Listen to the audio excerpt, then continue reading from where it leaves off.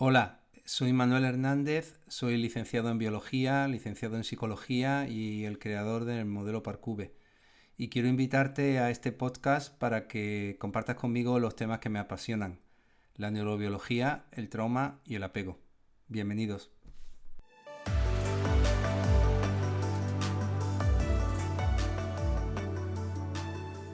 El modelo se basa en unos estudios que hizo Pansep en el año 2012.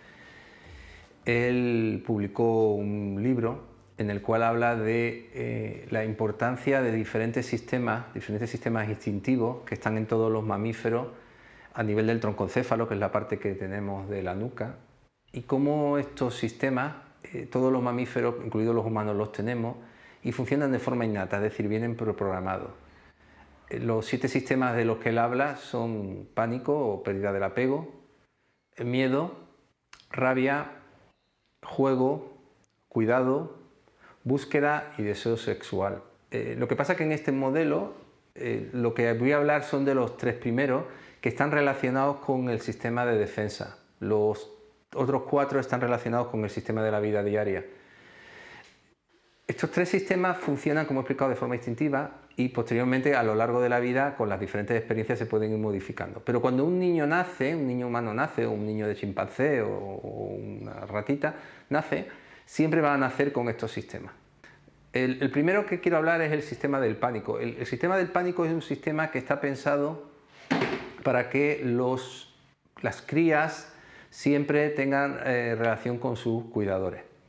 Es un sistema que se va a activar cuando hay una ruptura en el apego, es decir, cuando se produce una separación entre la cría, el bebé, y el cuidador. En los seres humanos hay una característica que no se da en ningún animal, y es que este circuito del pánico se puede activar tanto por pérdidas reales, es decir, porque la mamá o el papá se han ido de viaje, pero también se pueden dar por situaciones imaginarias. Es decir, cuando no existe un contacto emocional adecuado entre el cuidador y el bebé, en este caso, se va a activar este circuito. Entonces se activa pues, con madres que tienen depresiones postparto o con madres que tienen problemas de preocupaciones o rumiaciones, o la típica padre que cuando se enfada con el niño pues no le habla en 5 días. Es decir, aunque el cuidador esté físicamente ahí, el circuito se puede activar igual debido a una carencia o una pérdida emocional. El circuito del pánico es muy característico, por ejemplo, cuando cogemos a un gatito y se lo quitamos a la mamá y el gatito empieza a llorar, miau, miau. A esto le llamamos el grito de apego, porque es un grito que emiten los mamíferos para volver a cuidar, buscar a los cuidadores para que les cuiden. Todos hemos tenido la experiencia de escuchar a un bebé llorar y es un ruido que se hace insoportable, es muy agudo, no nos permite hacer cualquier otra cosa, porque nuestra biología está pensada para que cuando se produzca ese grito dejemos de hacer cualquier cosa. Solamente nos centremos en el cuidado del bebé, en calmarlo. Cuando el circuito del pánico se activa, se produce un aumento en el cerebro de un neurotransmisor que se llama glutamato, que es un neurotransmisor excitatorio, produce mucho movimiento, hiperquinesia, dolor, y que es extremadamente doloroso para los bebés. Y otra de las circunstancias que ocurren cuando se produce el circuito del pánico se activa es que se produce una pérdida de una sustancia que se llaman opiáceos.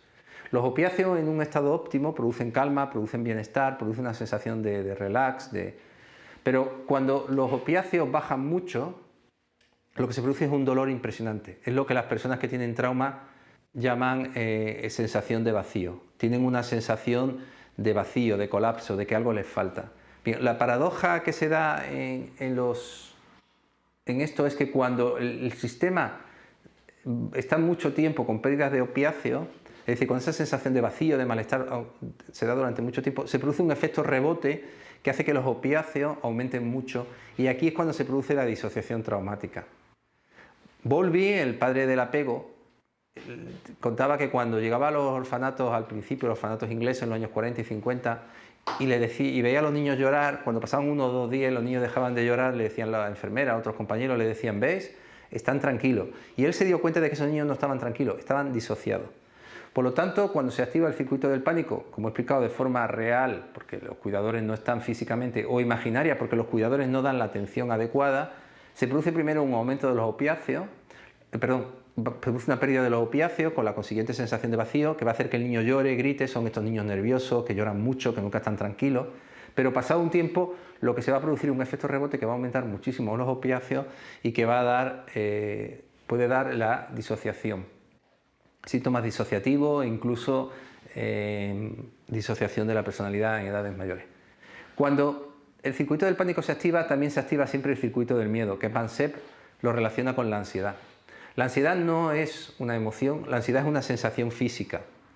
Damasio, otro autor, un neurobiólogo muy importante, habla de una cosa que él llama el marcador somático, y él explica que la ansiedad sirve para que nuestro cerebro tenga un atajo para saber cuándo algo es peligroso. Si por ejemplo una gacela se pierde en el Serengeti, una gacela pequeñita pierde a su mamá, la gacela va a empezar a gritar, buscar a la mamá, y lo que va a sentir es mucho dolor en la barriga, porque es una experiencia muy dolorosa. Bien, posteriormente, si la mamá se ausenta por algún motivo o la pierde, probablemente esa gacelita va a ser hiperreactiva a esa pérdida. ¿Por qué? Porque va a tener una sensación de malestar ahí cada vez que la mamá se aleje, que le va a recordar a esa sensación que tuvo la primera vez. Es decir, los niños que han tenido esta activación del circuito del pánico de apego en la edad adulta van a ser adultos que van a tener probablemente mucha más ansiedad, porque van a ser mucho más sensibles a cualquier situación en la cual se sientan abandonados, rechazados, juzgados, no vistos, etc. Una de las cosas que nos demuestran que el circuito del miedo y el circuito del pánico son diferentes es que mientras que cuando hacían experimentos con ratas y también se han visto con humanos, se le dan antidepresivos, son muy eficaces con el pánico, con las sensaciones estas de vacío, pero no son eficaces cuando hay ansiedad. Con la ansiedad va muy bien la benzodiazepina, y esto hace que Pansep se reafirmara en su idea que son circuitos diferentes. Y esto es importante porque yo puedo tener miedo a estar solo, que sería, digamos, mal el circuito del pánico, pero también puedo tener miedo a la jeringuilla, o puedo tener miedo a las alturas, o puedo tener miedo a los perros, que esto es lo que más hablamos de este circuito del miedo, ¿vale? Pero sí que es importante resaltar que cuando se activa el circuito del pánico siempre se va a activar el circuito del miedo.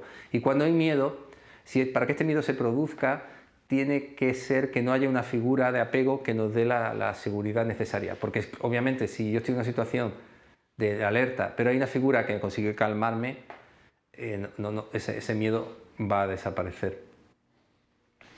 La tercera emoción que aparece de forma genética en todos los mamíferos en el nacimiento, no aparece el pánico, no aparece en los reptiles, el miedo sí, es la rabia.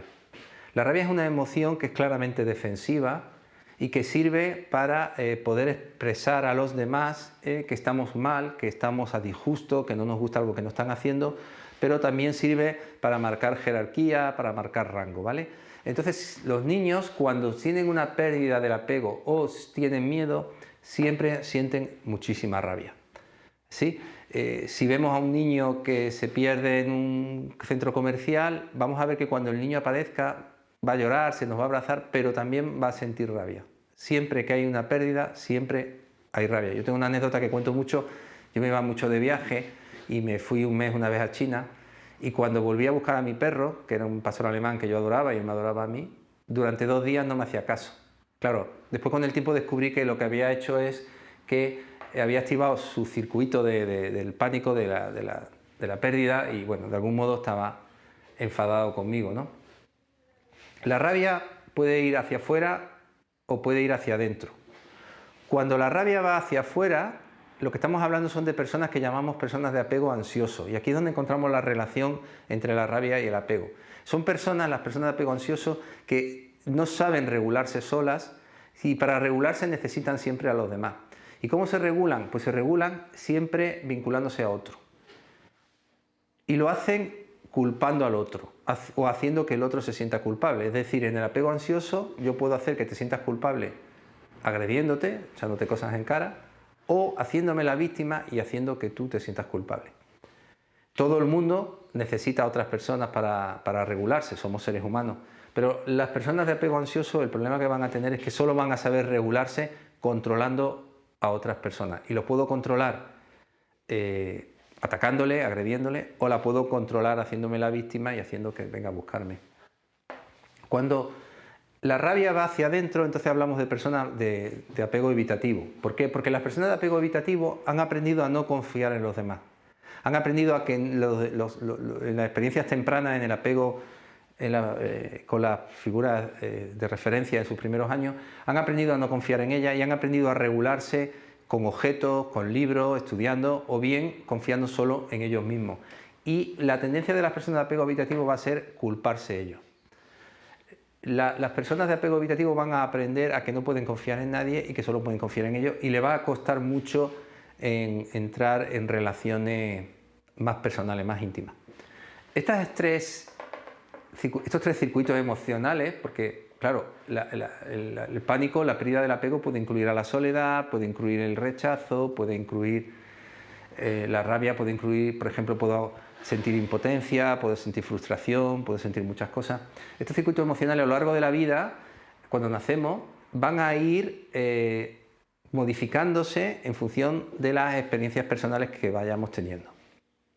Por ejemplo, todos los niños van a nacer necesitando un cuidador. Así que un niño que de 2 añitos se cae y busca a su mamá. Y su mamá se enfada con él y empieza a regañarle. Y él aprende que cuando tiene problemas es mejor no ir a buscar a mi mamá porque mi mamá se va a enfadar conmigo. Y esto crea una paradoja irresoluble en el cerebro de un niño. Y es que unos circuitos instintivos, genéticos, van a hacer que trate de buscar un cuidador, pero los circuitos emocionales que están alojados a nivel de la amígdala, están en el sistema límbico, que son circuitos que son aprendidos, que están basados en la experiencia, le va a hacer que no busque a ese cuidador, sino que él aprenda a frenarse y a tener que buscarse la manera de solucionarlo por sí mismo. Si os dais cuenta, esto crea una paradoja. Una parte de su cerebro excentrífuga va a buscar, le va a hacer que busque a alguien, y otra parte le va a decir que es mejor que no lo haga. Y en estos casos es cuando empezamos a hablar de disociación de la personalidad. En casos muy graves va a verse que se van a crear redes neuronales independientes basadas en esos aprendizajes, partes que van a estar en necesidad de estar con otro y partes que van a estar en la necesidad de no estar con nadie. Así que, por ejemplo, una persona cuando sea adulta puede ser de apego evitativo y tener muchas parejas, muchas amantes, no va a querer vincularse con nadie a nivel emocional, pero un día una de sus parejas, una de sus novias, le dice: oye, mira, he conocido a alguien y no quiero estar contigo, y se vuelve completamente loco, empieza a llamarla, le manda flores, la busca, le dice que es el amor de su vida, porque en ese momento se vuelve ansioso, trata de controlarla, y cuando ella acepta volver con él, de nuevo se vuelve evitativo. ¿Qué ha aprendido esta persona en la infancia? Ha aprendido a no confiar en las figuras de apego, ha aprendido a que vincularse con alguien es peligroso, pero al mismo tiempo también ha aprendido a tener que controlar a los demás. Y esto es lo que hablamos de una persona que decimos que tiene disociación. Así que lo que vamos a encontrar es que estas estrategias que son innatas, que nacemos con ellas, se van a ver modificadas, ampliadas o anuladas en función de los aprendizajes que vayamos teniendo. Si un niño crece con un apego, lo que llamamos un apego seguro, a lo largo de su infancia, estas tres emociones se van a ver alineadas con los aprendizajes que vayamos teniendo. Pero si hay contradicciones entre el sistema instintivo y el sistema biológico de aprendizaje, lo que se van a producir es lo que llaman mucha ansiedad. Por ejemplo, puedo haber aprendido a no tener relaciones por miedo a que vuelvan a abandonarme. O puedo haber aprendido a que yo no puedo contar con nadie y que lo mejor es que no me acerque nunca a nadie y no esté con nadie. O he aprendido a que no puedo hacer nada solo. Todo este tipo de cosas se van a ir viendo. Entonces nosotros, en el proceso terapéutico, lo que vamos haciendo es encontrando qué experiencia ha vivido esa persona y cómo ha aprendido a regularse con ella. Como he explicado antes, estas tres emociones son instintivas y se van aprendiendo, y hay dos emociones que, si bien provienen de los animales, son únicas y solamente las tiene tan desarrolladas el ser humano. Estas dos emociones son lo que se llaman emociones secundarias, son la culpa y la vergüenza. La culpa es una emoción que proviene que compartimos en parte, una pequeña parte con los animales, porque la culpa está basada en lo que es la empatía. Es decir, la culpa es una emoción que se origina en los animales cuando sentimos que otro animal está herido y le vamos a proteger, le vamos a ayudar o vamos a cooperar, o incluso vamos a frenar la agresión. Por ejemplo, si hay una lucha entre dos machos por una hembra, pues cuando uno de ellos vea que el otro ya se rinde, se va a parar. La culpa es una emoción claramente cognitiva que empieza a desarrollarse a los 2 años de edad, cuando se desarrolla el hipocampo, y es cuando podemos empezar a hablarnos a nosotros. Cuando empezamos a ver un protolenguaje, cuando el niño empieza a hablarse, ahí es cuando ya empieza a desarrollarse la culpa. La vergüenza es otra emoción interpersonal, es otra emoción que los humanos tenemos para poder regularnos con otros seres humanos, y proviene de la jerarquía, del rango. Es decir, es una emoción que en los mamíferos sirve para crear rango. Por ejemplo, un perro se pelea con otro y cuando el perro pierde, le enseña el cuello, le enseña la barriga y el otro perro frena la agresión. En los seres humanos es mucho más compleja y la hemos llevado a todos los aspectos de nuestro físico y de nuestro aspecto. La vergüenza es una enfermedad somática, es una enfermedad que se siente, no es cognitiva, es algo que se siente, que ocupa todo el ser y que se ha estudiado que ya aparece en niños con 8 meses de edad. Ya niños de 8 meses de edad, cuando la mamá les regaña, ellos ya empiezan a tomar unas posturas parecidas a las que toman los animales cuando están en una situación de indefensión. Es muy interesante porque la culpa es una emoción que, si la conectamos con el sistema nervioso autónomo, conecta con todo el sistema simpático, porque es una emoción activadora. Cuando sentimos culpa, lo que vamos a hacer es tratar de reparar el daño que hemos hecho. Es una emoción que nos activa y está relacionada con lo que yo he hecho. Yo he hecho algo defectuoso, algo malo, he hecho daño y voy a tratar de repararlo. Mientras que la vergüenza es una emoción somática, como he explicado antes, que ocupa todo el ser. No es lo que yo he hecho, es lo que yo soy. Soy defectuoso, soy malo, soy un inútil. Y es una emoción que se relaciona con el parasimpático, porque inmoviliza. Cuando sentimos vergüenza, lo que hacemos es quedarnos quietos, nos hacemos pequeños, nos retraemos, evitamos el contacto con los demás.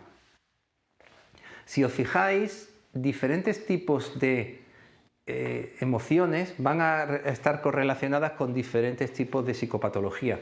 Por ejemplo, el circuito del pánico va a estar muy relacionado con todo lo que es los ataques de pánico, porque los ataques de pánico se desarrollan cuando la persona se siente frustrada, se siente sola, se siente no comprendida y la ansiedad es tan grande que estalla. Está muy relacionada con la soledad. El miedo está relacionado con todo lo que son las fobias, que pueden ser fobias interpersonales, es decir, miedo a que no me quieran, miedo a hacer el ridículo, o miedo a que me rechacen, o miedo a que me abandonen, pero también pueden ser fobias, pues, tipo a la altura o a conducir el coche por la autovía. La rabia es una emoción que está muy relacionada con los trastornos antisociales.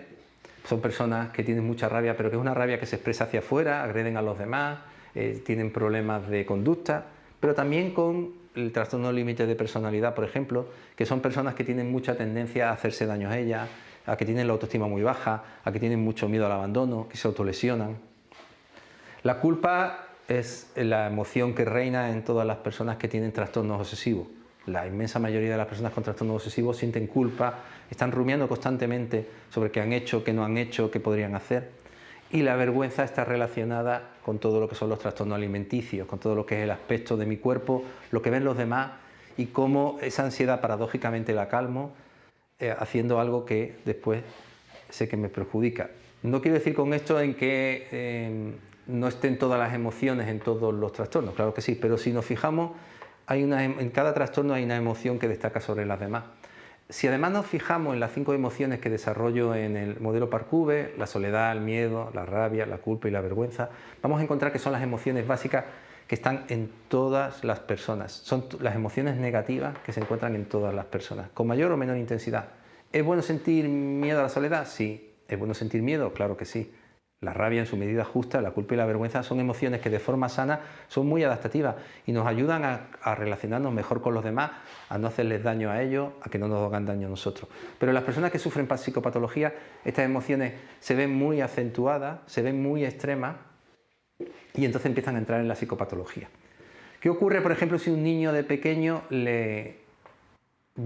llora porque busca a su mamá, pero su mamá tiene una depresión y no le puede atender? Que se va a activar el pánico, se va a activar la ansiedad, se va a generar rabia, esa rabia puede ir hacia adentro, puede ir hacia afuera, y posteriormente él se va a explicar, cuando tenga más edad, de algún modo, qué es lo que ha ocurrido. Se va a decir a sí mismo, pues esto te ha pasado porque eres malo, o porque no haces lo suficiente por los demás, o no debes confiar en nadie, o los demás te quieren hacer daño. Pero si vemos en esos trastornos las emociones básicas que están detrás, vamos a encontrar que son estas 5. Hay una emoción que no está aquí, pero más que una emoción es una sensación, que es el asco, y el asco está relacionado con los abusos sexuales y con la comida. Pero fuera de esta sensación, vamos a encontrar que en todos los trastornos encontramos estas 5 emociones. ¿Qué ocurre? Que si un niño en la infancia ha aprendido, por ejemplo, a que no puede conseguir nada por sí mismo, que siempre va a necesitar a alguien que le ayude, cuando llegue la adolescencia, lo que va a ocurrir es que va a tener mucha ansiedad, porque esas estrategias que utilizó en la infancia y que fueron adaptativas, que resultaron positivas, que fueron buenas, en la adolescencia ya no van a servir con el resto de los compañeros. La prioridad de un adolescente es qué rango ocupo entre mi grupo de iguales y empieza el amor romántico, si seré atractivo, si seré aceptado, si tendré éxito con las personas que me gustan. Cuando aparezca esa ansiedad, ¿cómo la va a calmar? Esto es lo interesante, porque la forma en que lo calme es lo que vamos a llamar psicopatología, porque los adolescentes pueden calmarla pues siendo agresivos, pueden calmarla estudiando compulsivamente, pueden calmarla tomando droga. Bien, el origen de la enfermedad no es el trastorno en sí, no es el problema con la comida. El problema con la comida es lo que hago para calmar esa ansiedad de esas estrategias ineficaces que aprendí en los primeros años de edad. Hace poco vino una persona que tiene una hija adoptada y me decía: Manolo, es que estamos confundidos porque es que cuando la niña era pequeña nos dijeron que tenía TDAH, posteriormente en la adolescencia nos decían que tenía bulimia y ahora nos dicen que tiene un trastorno límite de personalidad. Yo se los digo, claro, el cerebro del niño, de la persona, va evolucionando y se va volviendo cada vez más complejo, y a medida que va creciendo y va siendo más complejo el cerebro, van siendo más complejas las enfermedades. Los niños de 8 años no se drogan.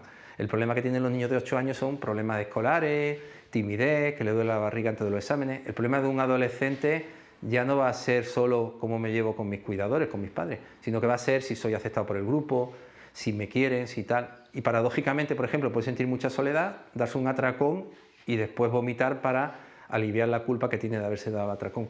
El problema de una persona de 20 años, 25 años va a ser si va a poder tener una familia, qué papel va a ocupar en la vida, si va a tener un buen trabajo.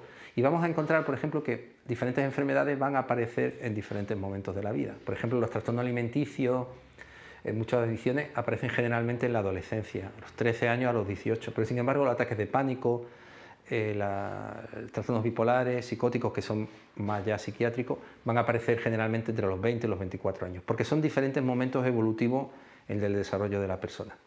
La gestión que hagamos de estas emociones va a dar también diferentes tipos de estrategias de personalidad. En mi primer libro, Apego y psicopatología, la ansiedad, su origen, creo este modelo en el cual explico cómo personas que activen en exceso la culpa, que van a estar revisando constantemente lo que hacen, van a tener personalidades que llamamos más perfeccionistas. Van a ser personas que siempre se están exigiendo, que nunca están satisfechos, que siempre están buscando algo más. Y está bien crecer, está bien aprender, está bien desarrollar las habilidades de uno, pero si se hace en exceso, son personas que terminan teniendo problemas somáticos, problemas de insomnio, contracturas, a veces incluso problemas graves. Incluso llegan a lo que llamamos nosotros ser personas procrastinadoras, que son estas personas que siempre están pensando en lo que van a hacer, pero nunca se atreven a hacerlo. Tienen lo que llamamos el síndrome del impostor. ¿Por qué? No porque sean vagos, sino porque son tan perfeccionistas, que tienen tal miedo de no estar a la altura de lo que es su exigencia, que al final terminan no haciendo nada. Y esto son cosas que se aprenden en los primeros años de vida. Cómo gestiono la rabia, cómo gestiono mi relación con los demás. Otras personas van a hacer culpar siempre a los demás de lo que les ocurre, o van a evitar cualquier tipo de relación con los demás. No les va a interesar el sexo, no les va a interesar el tener amigos, no les va a interesar tener amigas. Y esto le llamé personalidades indolentes, que en algunos casos pueden llegar a ser incluso esquizoides. ¿Por qué le llamé indolentes? Porque nunca van a ver que han hecho mal, siempre van a culpar a los demás de lo que les ocurre. Con lo cual nunca se produce aprendizaje, porque obviamente para poder aprender tengo que reflexionar sobre mis errores y entender que he hecho mal para poder hacerlo mejor. Mientras que los perfeccionistas reflexionan en exceso, los indolentes no reflexionan nada. Es lo que comúnmente llamamos ninis, que son estas personas que ni estudian ni trabajan y que siguen viviendo de los padres, que están pensando en cómo van a hacer para cobrar la herencia del padre en vida, porque son personas que van a culpar siempre a los demás, nunca van a ser capaces de mirarse ellos mismos para ver qué pueden hacer para estar mejor. A raíz de la vergüenza nos vamos a encontrar también dos extremos de personalidades, a una que les llamé personalidades cuidadoras, que son estas personas que piensan, nadie me va a querer por lo que yo soy, solo me van a querer por lo que yo haga, con lo cual van a estar siempre cuidando de los demás.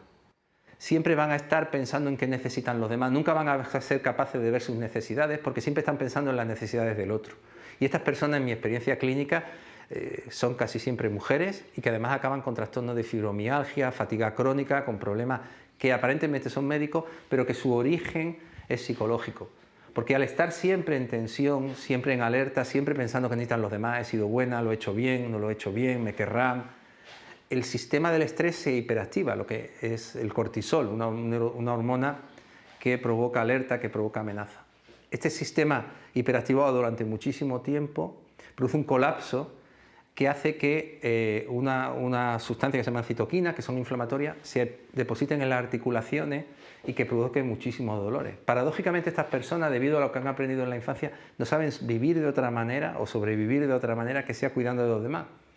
Y lo que van a hacer es seguir cuidando a costa de su propia salud y van a empeorar.